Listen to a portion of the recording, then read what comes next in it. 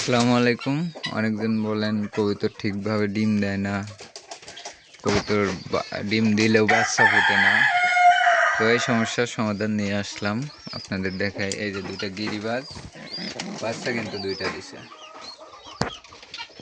এই যে পায়ে মোজাওয়ালা বাচ্চা কিন্তু দুইটা দিছে।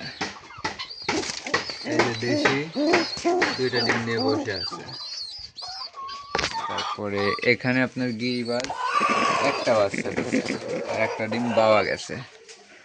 তো বাচ্চার জন্য আপনারা কি করবেন, এই যে দেখুন অরিজিনাল মানুষ যে গম খায় ওই গম, অরিজিনাল গমটাই আমি খাওয়াই। অন্য কোনো কিছু খাবার মানে দেই, মাঝে মাঝে ভুট্টা দেই, কিন্তু গমটা সবসময়ের জন্য রাখি। এই জন্য বাচ্চা সবাই ঠিকভাবেই দিচ্ছে। ওরা দুইটা করে বাচ্চা দিচ্ছে আর বাচ্চা থাকাকালীনে আবার ডিম নিয়ে বসে যাচ্ছে। আর এই যে পানি পানি প্রতিদিন পরিষ্কার করি। আর পানিতে কিন্তু ইসেল প্রতিদিন দেওয়া হয়, মানে ভিটামিন, যেটা ভিটামিন ক্যালসিয়াম দুইটাই সব সময়ই দেওয়া হয়।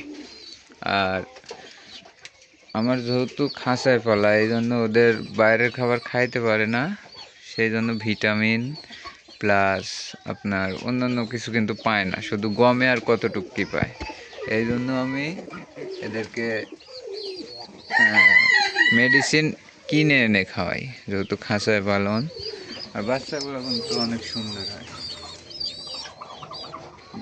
পায়ে মোজাওয়ালা আর এই গিরিবাজের এই দুইটা অলরেডি বুকিং হয়ে গেছে। দুইটা গিরিবাজ মানে দুই জোড়া গিরিবাজ, এক জোড়া মোজাওয়ালা, এক জোড়া দেশি। এখানে এই হলো চারজনের সেট আপ। ঘর কিন্তু অনেক বড় করছি। এই হলো চারজনের সেট আপ।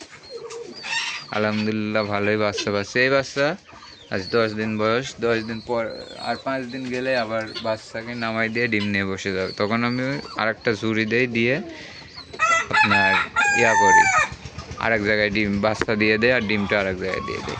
সারাদিন আটকানো থাকে এইভাবে।